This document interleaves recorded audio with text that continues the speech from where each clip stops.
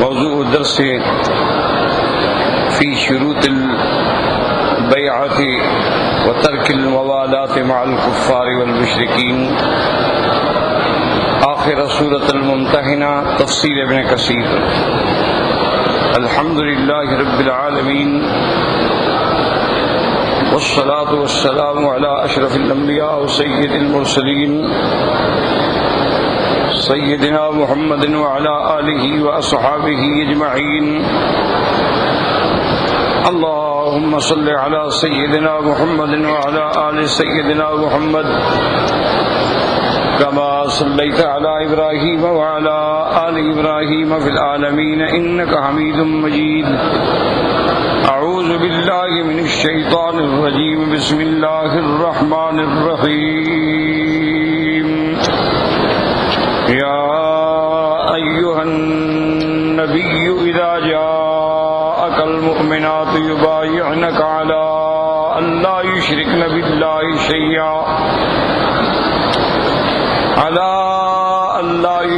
بالله شيئا ولا يسرقن ولا يزنين ولا يقتلن أولادهن ولا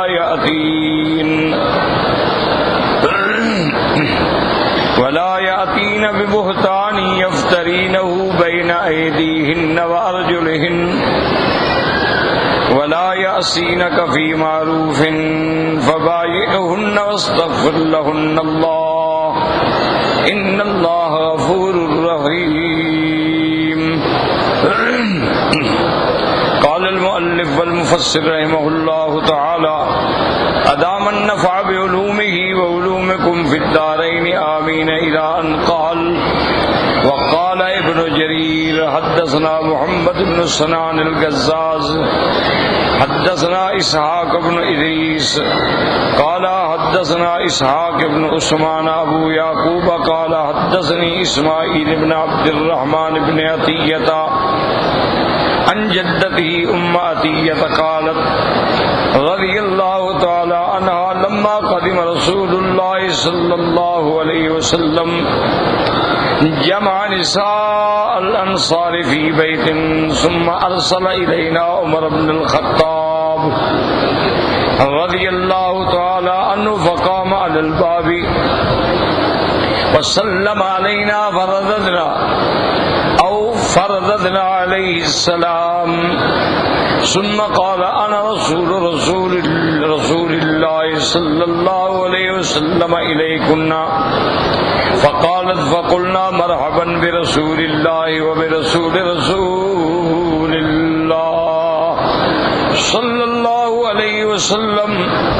اب مفسر رحمۃ اللہ علیہ بی بی ام عطیہ رضی اللہ تعالی عنہ سے روایت فرماتے ہیں کہ جب سرکار دو عالم صلی اللہ علیہ وسلم تشریف لائے یعنی مدینہ منورہ، جمع نساء الانصار، آپ نے تمام انصار کی عورتوں کو ایک گھر میں جمع ہونے کا حکم دیا۔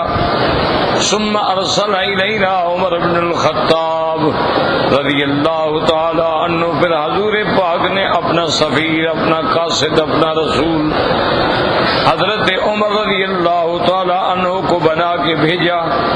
فقام علی الباب، حضرت عمر رضی اللہ تعالی عنہ آ کے اس گھر کے دروازے پہ کھڑے ہوئے اور سلام فرمایا۔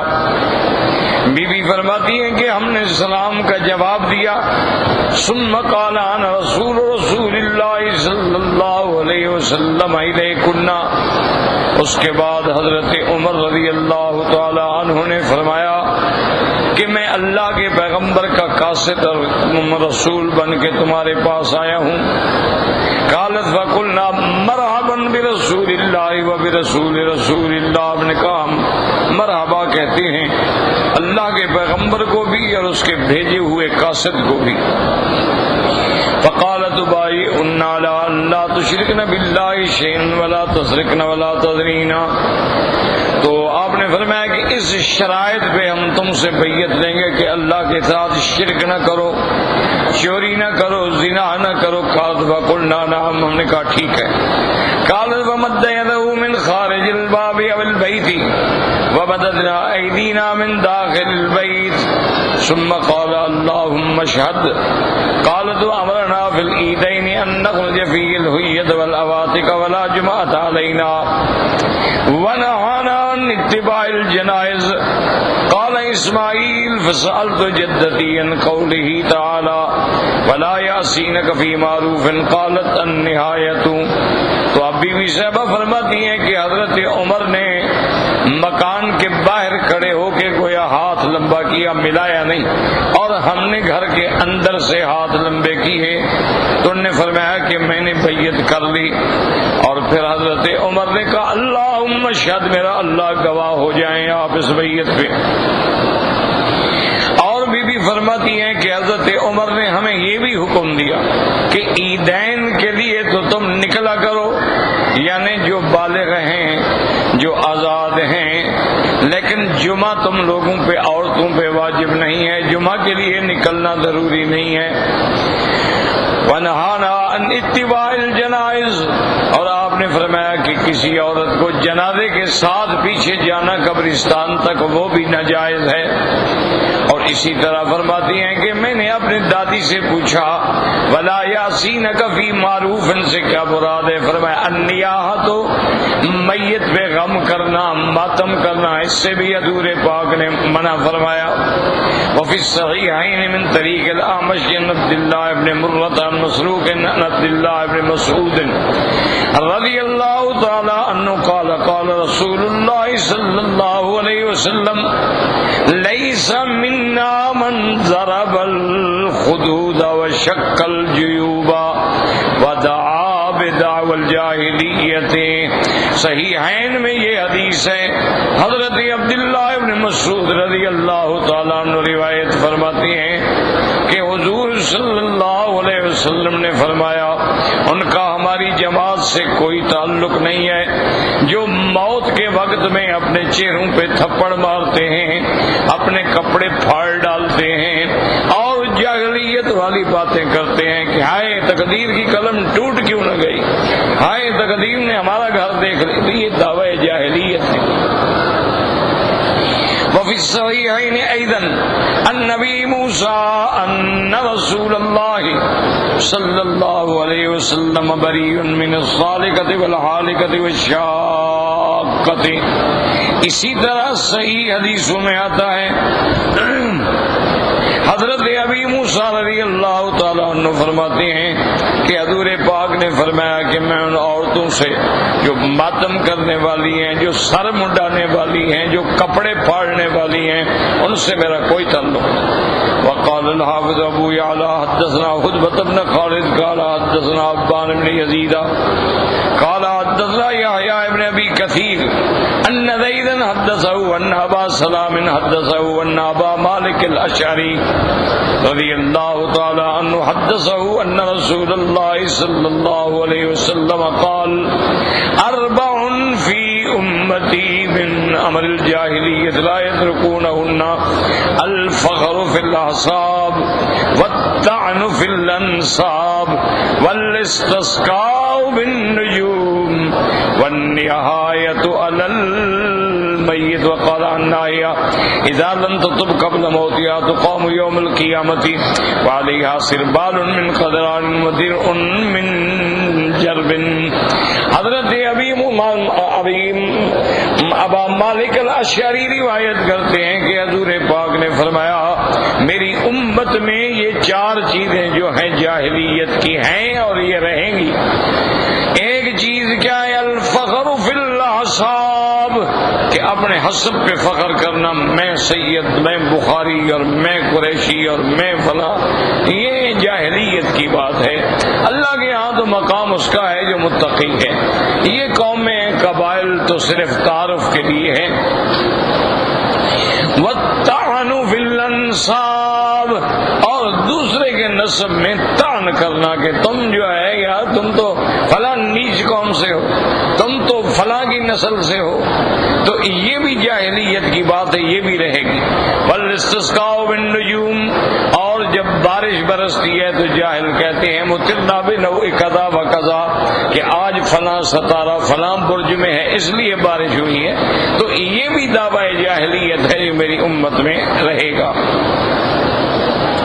وَالنَّيَاحَةُ عَلَى الْمَيِّتِ، اور میت پر ماتم کرنا، غم کرنا، یہ بھی جاہلیت میں سے ہے۔ اور آپ نے یہ بھی فرمایا یہ ماتم کرنے والی اگر توبہ نہیں کرے گی تو قیامت والے دن اللہ اس کو ایسے حال میں کھڑا کریں گے کہ اس کے اوپر گندک کے قسم کا لباس ہوگا اور جہنم کی آگ ہوگی۔ ورواه مسلم في صحيح منفردا من حديث عبان بن يزيد الطاربي ونبي سعيد ان رسول الله صلى الله عليه وسلم لعن النائحة والمستمعة، حضور پاک نے لعنت کی اس عورتوں پہ جو ماتم کرتی ہیں اور مرثیے گاتی ہیں اور سننے والوں پہ بھی۔ رواہ ابو داود وقال ابن جریر حدثنا ابو قریب قال حدثنا وکیع عن یزید مولى الصحابہ عن شعر بن حوشب بن ام سلمۃ عن رسول اللہ صلی اللہ علیہ وسلم فی قول اللہ تعالی ولا یاسینک فی معروف قال انه، رواہ الترمذی فی تفسیر عبد بن حمید النبی نعیم وابن ماجہ عن ابی بکر بن شیبۃ عن وکیع کلاہما عن یزید بن عبد اللہ الشیبانی مولى الصحابہ وقال الترمذی رحمہ اللہ تعالی حسن غریب۔ تو اب یہ بات سمجھیں کہ مفسر رحمت اللہ علیہ نے اس بیعت کے بارے میں جتنی روایات ملتی تھیں ان سب کو جمع کر دیا، اور یہی مفسرین محدثین اور علماء حق کا کمال ہوتا ہے کہ ایک آیت کے بارے میں جتنا احادیث مل سکتی ہیں سب کو جمع کر دیا۔ اب عام آدمی جو ہے وہ تو ان چیزوں کو دیکھنے کے بعد پریشان ہو جاتا ہے کہ ایک روایت میں بی بی ہند کا واقعہ ایک اور شکل میں ہے، دوسری روایت میں اور شکل میں ہے، تیسری روایت میں اس کے بجائے کسی ایک اور عورت نے کہا کہ یا رسول اللہ آپ ہمیں کہتے ہیں کہ ہم قتل نہ کریں اولادوں کو، لیکن ہم نے تو ان کو پیدا کیا، پالا پوسا، جوان کیا، اور آپ نے ان کو قتل کیا ہے۔ تو یہ سارے واقعات جو ہیں نا یاد رکھو، اصل میں یہ ایک واقعہ نہیں ہے، یہ متعدد واقعات ہیں۔ جیسے مردوں سے جب کوئی مرد آیا اسلام لایا حضور نے بیعت کی، اسی طرح عورتیں بھی آتی رہیں، کبھی مکے میں آئیں، کبھی مدینے میں آئیں، کبھی صفا پہ پہنچی، کبھی کسی مقام پہ پہنچی، کبھی ہجرت کر کے پہنچی، اور اپنے اپنے دور میں اپنے اپنے وقت میں حضور نے ان سے بھی بیعت لی۔ تو اصل میں یہ واقعات متعددہ ہوتے ہیں، یہ ایک واقعہ نہیں ہے۔ اب انصار کی عورتوں کی بیعت صاف ظاہر ہے مدینے میں ہوگی، اور مکہ مکرمہ میں جو بیعت ہے وہ فتح مکہ کے بعد ہے۔ فتح مکہ سے پہلے تو جو بھی اسلام لاتے تھے وہ بیچارے چھپ کے اسلام لاتے تھے، وہ تو اپنے آپ کو ظاہر بھی نہیں کرتے۔ پھر وہ ہجرت پہ مجبور ہوئے، بعد نے حبشہ ہجرت کی، بعد نے پھر سیدھی مدینے پاک میں ہجرت کی، بعد نے دو ہجرتیں کی۔ اسی طرح انصار کی جتنی عورتیں ہیں لا شک فی ذلک کہ انہوں نے مدینہ منورہ میں بیعت کی۔ تو اس لیے یہ واقعات صحیح ہوتے ہیں لیکن متعدد واقعات، اور مفسر کے رحمت اللہ علیہ نے تمام روایات کو نقل کر دیا۔ آج بھی اگر کوئی بیعت کرے گا تو انہی شروط پہ بیعت کرے گا۔ سب سے پہلی شرط یہ رکھی گئی کہ اللہ کے ساتھ شرک نہ کرے، دوسری شرط یہ رکھی گئی کہ لوگوں کے مال میں چوری نہ کرے، رکھی گئی کہ زنا نہ کرے، مرد ہے یا عورت ہے۔ اسی طرح چوتھی شرط یہ بھی رکھی گئی کہ بہتان نہ لگائے، کہ کسی کہے دوسرے کے بچے کو اپنا بنا لے، اپنے بچے کو دوسرے کی نسبت کر دے۔ اسی طرح شرط رکھی گئی اپنے اولادوں کو قتل نہ کرے۔ کیا معنی؟ حمل ہوا گرا دیا، یہ بھی قتل، یا پیدا ہونے کے بعد مار دیا، یہ بھی قتل، یا پیدا ہونے کے کچھ عرصے کے بعد جو ہے زندہ درگور جا کے اپنی بچیوں کو کر دیا، یہ بھی قتل۔ تو یہ بھی بیعت لی گئی کہ ایسا نہ کر۔ اسی طرح پھر ایک جامع لفظ آ گیا کہ اللہ کے پیغمبر جو بھی فرمائیں گے معروف ہے تو اس کا انکار نہ کرے، نافرمانی نہ کرے۔ اور اس میں کوئی شک نہیں کہ پیغمبر جب بھی فرمائیں گے تو معروف ہی ہوگا، اللہ کے پیغمبر کی کوئی بات غلط تو ہوتی نہیں۔ جب یہ شرطیں قبول کر لیں تو اب ان کی بیعت کر لیں۔ بیعت کرنے کے بعد ان کے لیے اللہ سے استغفار بھی کریں، معافی بھی مانگیں کہ جو غلطیاں ہوئی ہیں، کوتاہیاں ہوئی ہیں، اللہ معاف فرمائے۔ اور اللہ تبارک و تعالی بخشنے والے ہیں اور مہربان ہیں۔ تو یہ ہمارے چند دن کے سبق کا تقریباً خلاصہ ہے۔ اور آج جو آیت مبارک ہم تلاوت کر رہے ہیں وہ یہ ہے،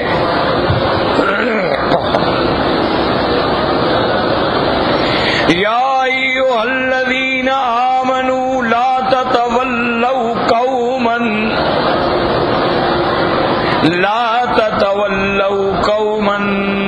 غضب اللہ علیہم قد یئسوا من الآخرۃ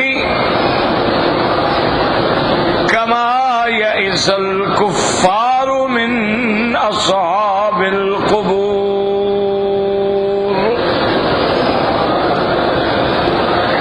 اس آیت میں اللہ نے حکم دیا کہ ایمان والو ایسی قوم کو دوستی نہ بڑھاؤ جن پہ اللہ کا غضب ہے۔ قد یئسوا من الآخرۃ، وہ آخرت سے بالکل مایوس ہو گئے ہیں،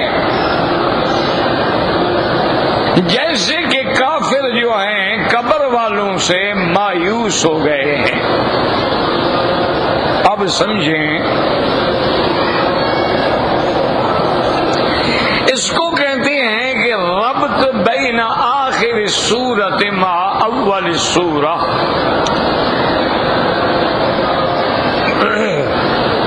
سرکار دو عالم کے زمانے میں تو ربط وغیرہ بیان کرنے کی ضرورت ہی نہیں تھی کہ پڑھانے والے نبی تھے اور آگے صحابہ تھے۔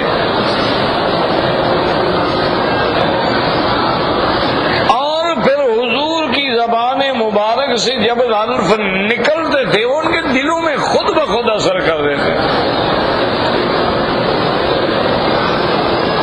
اگر ان کے دماغ میں کوئی حل تھا، پریشانی تھی تو فوراً پوچھ لیتے تھے، ورنہ تو پوچھنے کی بھی ضرورت نہیں ہوتی تھی، اللہ خود بخود ان کی مشکلیں حل کر دیتے۔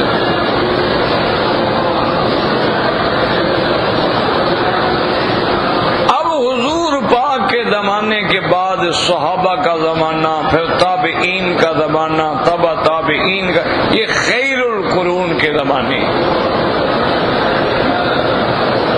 پھر جوں ہمارا وقت جو ہے، زمانہ جو ہے سرکار دو جہاں صلی اللہ علیہ وسلم سے دور ہوتا گیا،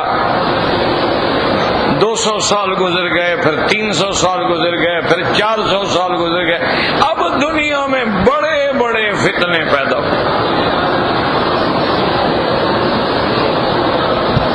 صحابہ کے زمانے میں جو فتنے پیدا ہوئے ہیں بنیادی طور پہ یاد رکھنا وہ دو ہیں، ایک شیعہ، ایک خارجی۔ یہ صحابہ کے زمانے میں ہی پیدا ہو گئے تھے۔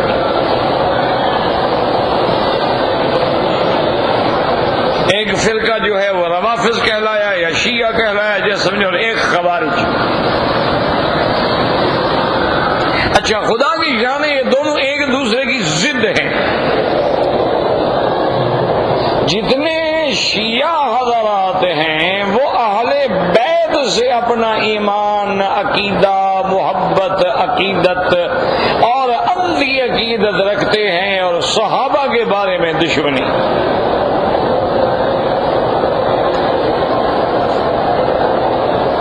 ان کی بنیاد جو ہے وہ حب اہل بیت النبی صلی اللہ علیہ وسلم ہے،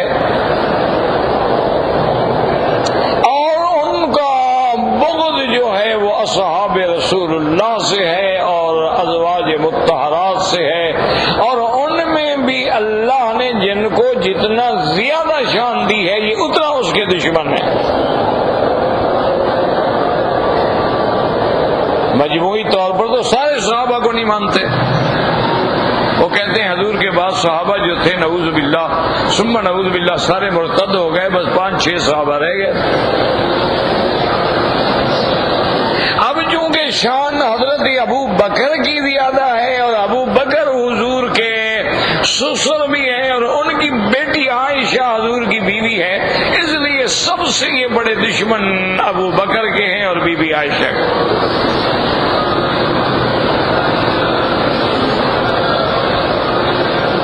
اسی طرح ان کے بعد جو حضرت عمر کا مقام ہے، پھر یہ سب سے بڑے دشمن حضرت عمر کا، اس کا نام بھی برداشت نہیں کر سکتا۔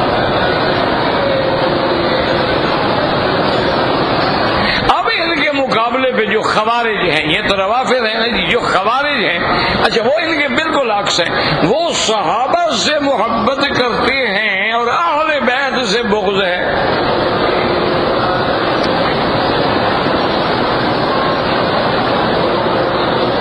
اور خوارج جو ہیں وہ سب سے بڑے دشمن حضرت علی کے ہیں رضی اللہ عنہ۔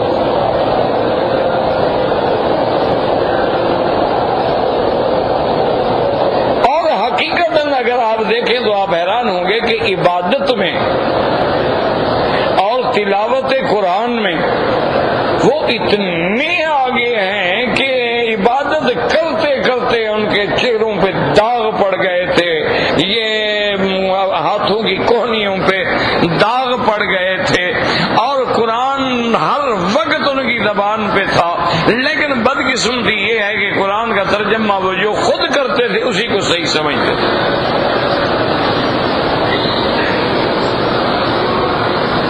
یہ کئی فتنے ہوتے ہیں نا میرا بھائی، اللہ سے دعا کریں اللہ ہمیں ہر فتنے سے محفوظ رکھے۔ اور جو بھی فتنہ ہوتا ہے ایک یاد رکھو کہ لازماً وہ کسی آڑ میں ہوتا ہے، ایک بات ہمیشہ یاد۔ اب جن کے دل میں بغض صحابہ ہے تو آڑ کیا ہے؟ حب اہل بیت، کہ جی بی بی فاطمہ الزہرا کا فدق نہیں دیا، بی بی فاطمہ الزہرا کا ورثہ نہیں دیا، بی بی فاطمہ الزہرا پہ دروازہ گرا کے ان کا حمل گرا دیا، اور حضرت علی کو حضور کے بعد خلافت نہیں دی، خلافت چھین لی، حضور صلی اللہ علیہ وسلم کا جنازہ مبارک رکھا رہا اور یہ اپنی بیعت میں لگے رہے، انہوں نے حضور کا جنازہ نہیں پڑھا۔ یہ ایک سوالات ہیں اور بالکل ناجائز جو عبداللہ ابن سبا نے اپنی جماعت کے دماغوں میں بٹھا دیے ہیں، اور وہ بات چلتے چلتے چلتے چلتے آج بھی آ رہی ہے۔ آج بھی جب تک آدمی کسی اہل حق کے ساتھ نہ بیٹھے وہ بھی ان باتوں کا شکار ہو جاتا ہے۔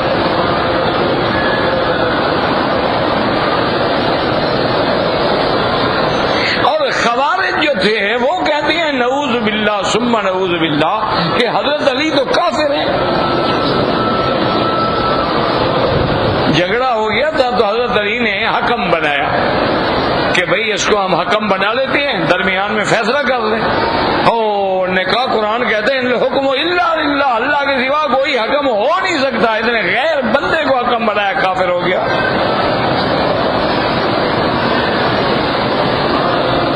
انہوں نے کہا حضور پاک نے صلی اللہ علیہ وسلم نے منع فرمایا تھا کہ بی بی فاطمہ الزہرا کے ہوتے ہوئے حضرت علی کوئی اور شادی کریں، اور حضور نے فرما دیا تھا کہ من احبها فقد احبنی ومن ابغضها فقد ابغضنی ومن آذاها فقد آذانی، جو بی بی فاطمہ سے محبت کرے گا میری محبت سے، جو بغض کرے گا میری بغض سے، اور جو بی بی کو ایذا پہنچائے گا اسے مجھے ایذا پہنچائیے۔ انہوں نے کہا حضرت علی نے تو بی بی فاطمہ کو اتنی ایذا پہنچائی کہ ان کے ہاتھوں میں چکی پیستے پیستے گٹھے پڑ گئے تھے، اور پانی مشکیدے میں اٹھاتے اٹھاتے پوری جان پہ داغ پڑ گئے تھے، اور پھر بی بی فاطمہ کے ہوتے ہوئے ابو جہل کی بیٹی سے شادی کرنے پہ تیار ہو گئے۔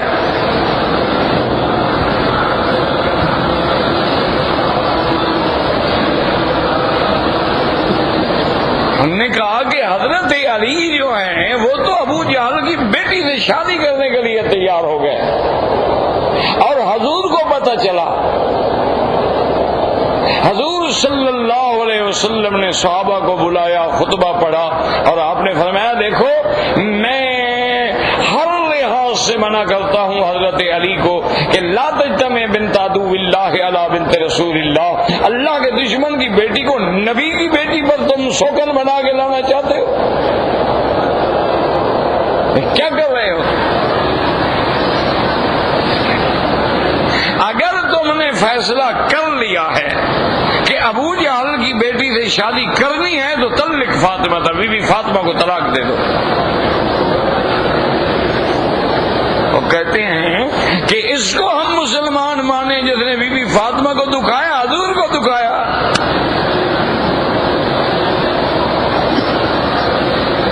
انا للہ و انا الیہ راجعون، یہ خوارج تھے۔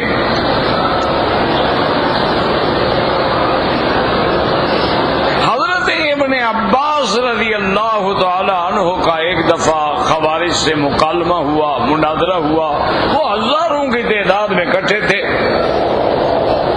اور سب ماشاءاللہ اجلے لباس پہنے ہوئے، نمازوں کے داغ پیشانیوں پہ سجائے ہوئے، زبان پہ ہر وقت اللہ کے قرآن کی تلاوت۔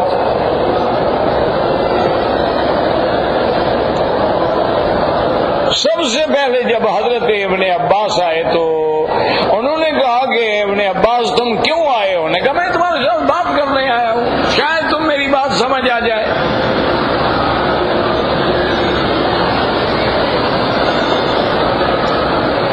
تو ان کے بعد جو تھے نا جی، انہوں نے کہا کہ بالکل ابن عباس سے بات نہ کرو، یہ قریش کا آدمی ہے، اور قریش کے بارے میں تو قرآن کہتا ہے بل ہم قوم خصمون، وہ جھگڑالو قوم ہے، ہمیں سے کیوں بات کریں، یہ تو جھگڑالو لوگ ہیں۔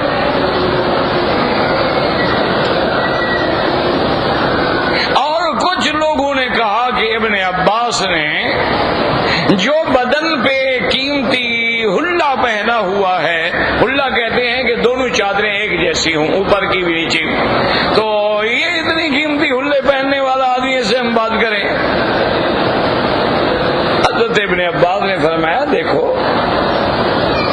قریش جھگڑالو ہیں، قریش سے حضور صلی اللہ علیہ وسلم نے بات کی یا نہیں کی؟ اب کیسے انکار کریں، حضور کی بات تو ہوتی تھی نا قریش سے۔ میں نے کہا بات تو کی، انہوں نے کہا جب حضور نے بات کی ہے تم کون ہو کہنے والے کہ قریش سے بات نہ کرو؟ انہوں نے کہا باقی تم میرے لباس پہ اعتراض کر رہے ہو، میں نے اس سے بھی زیادہ قیمتی حلہ پہنے ہوئے حضور محمد مصطفیٰ کو دیکھا ہے صلی اللہ علیہ وسلم، اور پھر میں ان لوگوں سے تمہارے پاس آ رہا ہوں جو صحاب رسول اللہ ہیں،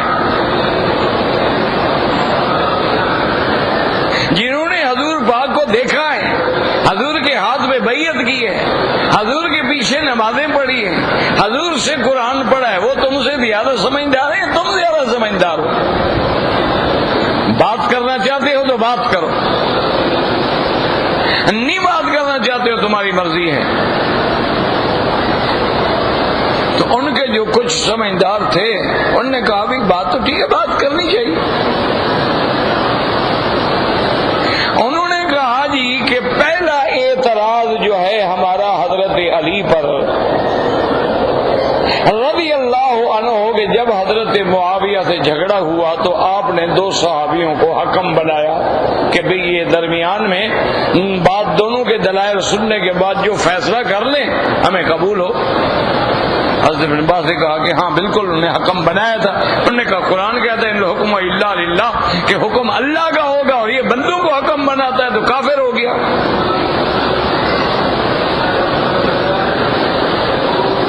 حضرت ابن عباس نے فرمایا تم قرآن کا بڑا ناز کرتے ہو، قرآن میں تم نے پڑھا ہے لکھا ہوا ہے کہ اگر کوئی آدمی ایام حج میں حالت احرام میں کسی جانور کا شکار کر لے،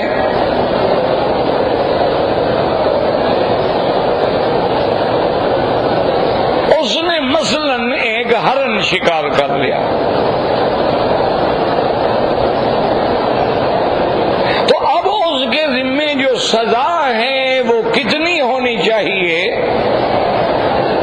فَجَزَاؤُهُ مِثْلَ مَا قُتِلَ مِنَ النِّعَمِ کہ اس کے برابر اس کی مثل کا کوئی جانور جزا میں دے، یا کوئی حکم فیصلہ کرے کہ بھی یہ جانور اس کے برابر ہے، کہ بھی اس نے ہرن مارا ہے یار یہ بکرا جو ہے اس کے برابر ہی ہے، اور کیا قیمت برابر ہے، گوشت بھی تقریباً برابر ہے، تو حکم فیصلہ کرے گا کہ بھئی یہ ہرن کے مقابلے پہ کون سا جانور ہے، اگر اس نے نیل گائے شکار کی ہے تو اس کے مقابلے پہ کون سا جانور ہے، اگر اس نے کوئی اور جانور شکار کیا ہے فجزاء مثل ما قتل من النعم جو ہے یحکم بہ ذو عدل منکم، اللہ نے قرآن میں کہا ہے کہ تم میں سے جو عدل والا ہے وہ حکم بن کے فیصلہ کرے۔ انہوں نے کہا یعنی جانور کے لیے حکم بن سکتا ہے؟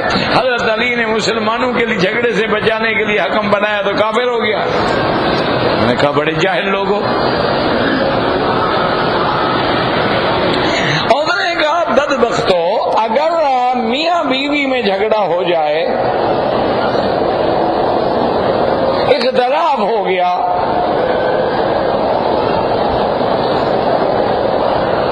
تو اب اس مسئلے کو بھی ہم کیسے حل کریں؟ تو اللہ نے قرآن میں فرمایا کہ حکمم من آلہ و حکمم من آلہا، کہ ایک حکم عورت کے خاندان سے ہو اور ایک مرد کے خاندان سے ہو، یہ دونوں بیٹھ کے کوشش کریں اور ان کی صلح کرائیں، تو عورت کے مسئلے میں حکم بنانا جائز ہے، اور مسلمانوں کے فیصلے میں حکم بنانا جو ہے کفر ہے، تمہیں اتنا عقل ہی نہیں ہے۔ انہوں نے کہا بھی بات تو ٹھیک ہے، انہوں نے کہا یہ قرآن ہے کہ نہیں؟ انہوں نے کہا چلو یہ اعتراض تو حضرت علی پر ہمارا حل ہو گیا، لیکن ایک اعتراض ہمارا یہ ہے کہ حضرت علی نے بی بی عائشہ سے جنگ کی، اور جنگ کرنے کے بعد جب کامیاب ہو گئے تو پھر بی بی عائشہ اور ان کے جو ساتھی تھے ان کو قیدی بھی نہیں بنایا، ان کو غلام بھی نہیں بنایا، ان کا مال غنیمت بھی نہیں لوٹا، ان کی لڑکیاں جو ہیں ان کی عورتوں کو باندیاں بھی نہیں بنایا، تو اگر جنگ کی ہے ان کو کافر سمجھ کے تو پھر اس کے بعد وہی ہونا چاہیے تھا جو کافروں کے ساتھ ہوا ہے، اور اگر وہ کافر نہیں تھے تو پھر حضرت علی نے جنگ کیوں کی ہے ماں کے ساتھ؟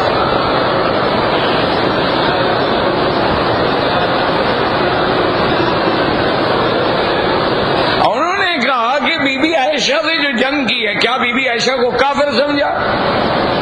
اگر کافر نہیں سمجھا تو جنگ کیوں کی؟ اور اگر کافر سمجھا ہے تو پھر وہی معاملہ کرو جو کافروں کے ساتھ ہوتا ہے، ان کو باندیاں بناؤ، قید کرو، ان کا مال لوٹو، مال غنیمت لے آؤ، وہ نہیں کیا، سب کو حضرت علی نے چھوڑ دیا۔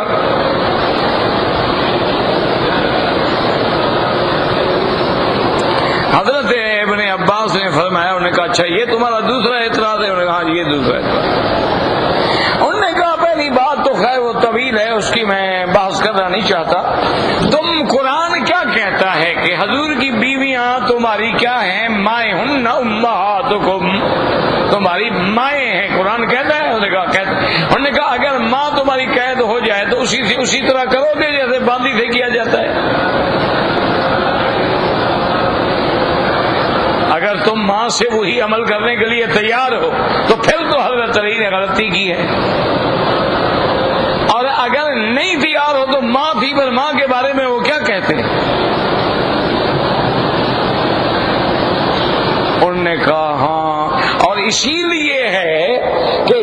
سیدہ عائشہ صدیقہ جس اونٹنی کے ہودج میں سوار تھیں، کسی نے اس کی نیچے آگے رسے کاٹ دیے، بی بی عائشہ ہودج گر پڑا، بی بی صاحبہ زمین پہ گری، سب سے پہلے بی بی عائشہ پہ چادر ڈالنے والا حضرت علی تھا۔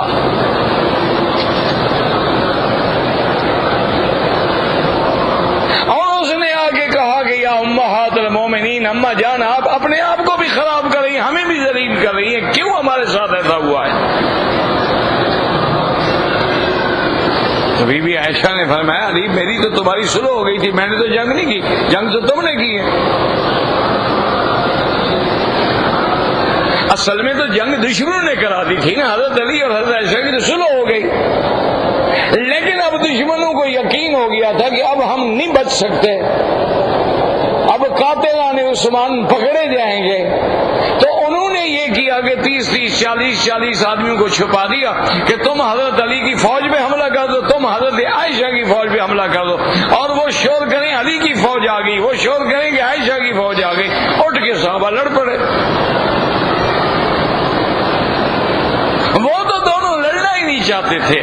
آپ نے فرمایا مجھے ایک بات کا جواب دو، عائشہ قرآن کی نقطہ نظر سے حضرت علی کی ماں ہے کہ نہیں؟ انہوں نے کہا ہے۔ تو کہا ماں کے ساتھ وہ کیا کرتا؟ انہوں نے کہا اچھا یہ بھی تو مسئلہ جو ہے حل ہو گیا۔ حضرت مولانا یونس پٹیل صاحب ہاسپٹل میں اللہ شفا کس وقت آپ کی درخواست ہے وہاں کو آنا، ہاں آپ کی درخواست وہ کہتی کہ آپ کو وہاں کو آنا نہیں، کس اسپتال میں ہے؟ جی حرم میں، حرم کے اندر ہے وہ ایک ہاسپٹل ہے، وہ ابھی وہاں کس دروازے کے پاس ہے؟ ہمارے ساتھ۔ اچھا ٹھیک ہے، اللہ شفا دے گا، خیر ہے انشاءاللہ۔ ابھی میں آتا ہوں۔ ایک بہت بڑے عالم ہیں اور ہمارے بھائی بھی ہیں، وہ ان کو شاید حرم شریف میں کوئی تکلیف ہوئی ہے، تو وہ اس وقت ہسپتال میں ہیں، ان کے لیے دعا بھی کر لیں اور مجھے اجازت بھی دے دیں۔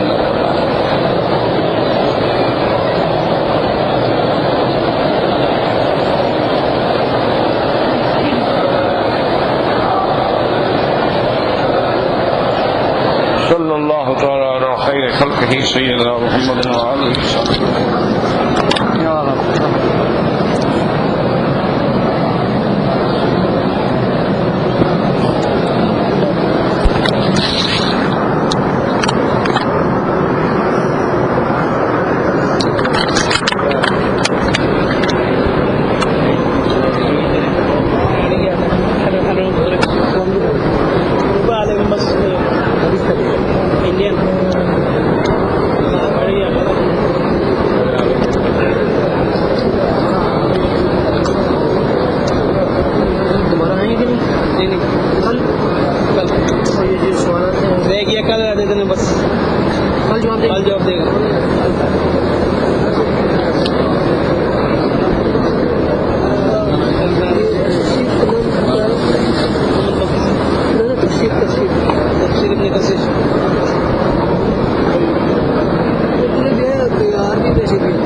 باہر دیکھ لو بس، اردو میں ہے، اردو میں ہے۔